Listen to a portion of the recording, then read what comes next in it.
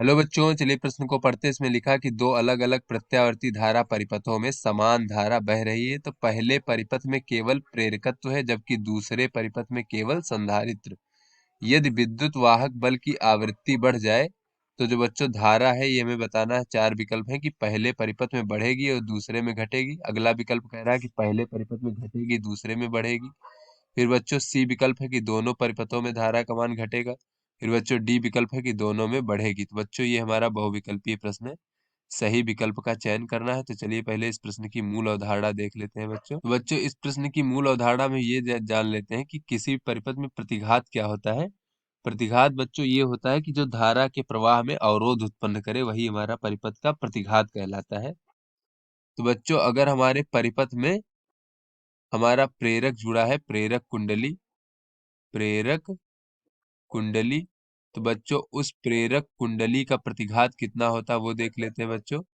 तो प्रेरक कुंडली का प्रतिघात जो होता है बच्चों उसे हम एक्सेल से प्रदर्शित करते हैं। ये होता है बच्चों ओमेगा एल, जहां ओमेगा क्या है बच्चों, धारा की कोणीय आवृत्ति। तो इसे हम लिख सकते हैं 2 पाई एफ और एल। तो बच्चों ये एफ क्या है बच्चों, हमारा ये धारा की आवृत्ति है। तो यहाँ से बच्चों हमें ये दिख गया। और एल क्या है बच्चों, ये प्रेरक कुंडली का प्रेरकत्व है। तो यहाँ से बच्चों में ये दिख गया कि अगर प्रेरकत्व वगैरह का मान जो है नियत रहे, प्रेरकत्व का मान, तो बच्चों ये जो हमारा प्रेरण कुंडली का प्रतिघात होगा वो अनुक्रमानुपाती होगा धारा के आवृत्ति की। और बच्चों अगर हमारा परिपथ में जो है संधारित्र लगा हो तो संधारित्र के कारण जो संधारित्र का प्रतिघात होगा, यानी संधारित्र के कारण जो धारा में अवरोध होगा बच्चों, वो हमारा संधारित्र का प्रतिघात कहलाएगा। ये कितना होता है बच्चों, तो इसे हम एक्स सी से प्रदर्शित करते हैं। ये होता है 1/ओमेगा सी, अर्थात बच्चों 1/2 पाई एफ सी। सी क्या है बच्चों, इसका है संधारित्र की धारिता है।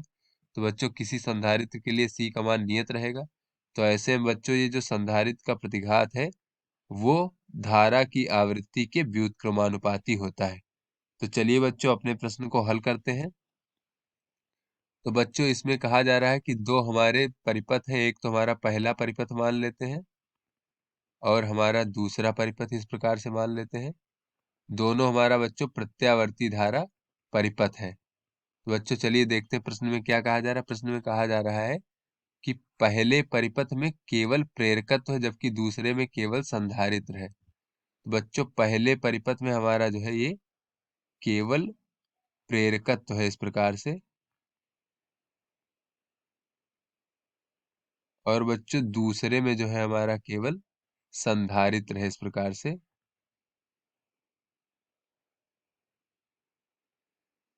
बच्चों आगे कहा जा रहा है कि यदि और बच्चों दोनों में समान धारा प्रवाहित हो रही, तो यदि विद्युत वाहक बल की आवृत्ति बढ़ जाए तो धारा क्या होगा बच्चों, ये हमें बताना है। तो बच्चों पहले दोनों में समान धारा बह रही है, तो यहाँ पे देख लेते हैं यदि यदि विद्युत वाहक बल की आवृत्ति बढ़ जाए, आवृत्ति बढ़ जाए, तो बच्चों पहले तो इन दोनों में जो है समान धारा प्रवाहित हो रही थी, आई और आई। तो उसके बाद बच्चों क्या होगा, या फिर बच्चों इसको हम I1 और I2 मान लेते हैं। तो बच्चों धारा का मान समान था, यानी कि I1 बराबर I2 था। इस प्रकार से I1 क्या है बच्चों, पहले परिपथ में प्रवाहित धारा, I2 क्या है, दूसरे परिपथ में प्रवाहित धारा। तो बच्चों यहाँ पे कहा जा रहा है कि विद्युत वाहक बल की आवृत्ति बढ़ गई, यानी कि धारा की आवृत्ति बढ़ गई। तो बच्चों ये धारा के मान में क्या प्रभाव पड़ेगा ये हमें बताना है। और पहले क्या है, धारा का मान समान है दोनों में। तो बच्चों जब आवृत्ति बढ़ जाएगी तब क्या होगा, तो बच्चों ये पहले परिपथ में हमारा प्रेरकत्व है, तो आवृत्ति बढ़ने पर, आवृत्ति बढ़ने पर जो बच्चों हमारा प्रेरक कुंडली है, प्रेरक कुंडली का प्रतिघात क्या हो जाएगा बच्चों। तो बच्चों जैसा कि हमने मूल अवधारणा में देखा कि प्रेरक कुंडली का प्रतिघात जो है आवृत्ति के अनुक्रमानुपाती होता है। तो आवृत्ति बढ़ने पर प्रेरक कुंडली का प्रतिघात बढ़ जाएगा, जिसके परिणाम स्वरूप बच्चों अतः जब बच्चों प्रतिघात बढ़ जाएगा यानी कि अवरोध बढ़ जाएगा धारा के प्रवाह में, तो धारा का मान घट जाएगा, घट जाएगा। और बच्चों इधर देख लेते हैं दूसरे परिपथ में। तो इसमें बच्चों चूंकि आवृत्ति बढ़ने पर क्या होगा बच्चों, आवृत्ति बढ़ने पर जो हमारा बच्चों संधारित्र है, संधारित्र का जो प्रतिघात है, तो बच्चों जैसा कि हमने मूल अवधारणा में देखा कि संधारित्र का प्रतिघात आवृत्ति के व्युत्क्रमानुपाती है। तो बच्चों जब आवृत्ति बढ़ेगा तो संधारित्र का प्रतिघात जो है वो घट जाएगा। बच्चों यहां से हम कह सकते हैं कि अतः जब बच्चों प्रतिघात घट जाएगा यानी कि धारा के प्रवाह में अवरोध घट जाएगा, तो अतः धारा का मान बढ़ जाएगा। मान जो है बच्चों वो बढ़ जाएगा। अर्थात बच्चों अब जो नई धाराएं होंगी, पहले इसमें I1 और I2 धारा बह रही थी, दोनों का मान समान था। अब बच्चों इसमें I1 डैश मान लेते हैं और इसमें जो है बच्चों I2 डैश मान लेते हैं आवृत्ति बढ़ने पर।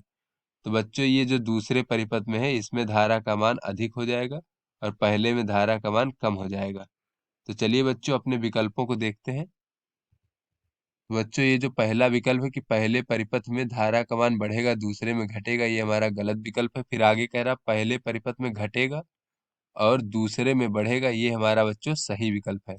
और बच्चों दोनों परिपथ में घटेगी ये भी गलत है और दोनों में बढ़ेगी ये भी हमारा गलत है।